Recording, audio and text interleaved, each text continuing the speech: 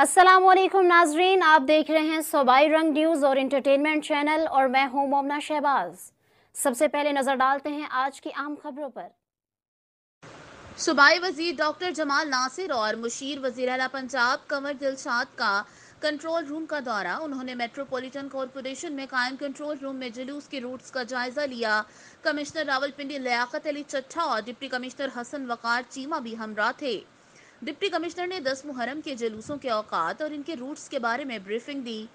सूबाई वजीर डॉक्टर जमाल नासिर के मुताबिक पुरअमन आशूर के लिए हर मुमकिन इकदाम किए गए हैं, जबकि पुलिस की इजाफी नफरी भी मौजूद है। नीज़ इनका कहना था कि पंजाब पुलिस के किरदार के मोतरिफ हैं। टारगेटेड ऑपरेशंस के मस्बत असरात नजर आ रहे हैं, जबकि फौज और रेंजर्स भी अलर्ट हैं।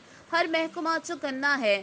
मुशीर वज़ीर आला कंवर दिलशाद का कहना था कि अमन कमेटियों को फाल किया गया है। तमाम मकातब फ़िक्र के उलमा जुलूसों में शामिल हैं। अलावा अज़ीब बारिश के बावजूद जुलूसों के रूट्स मुकम्मल तौर पर साफ हैं।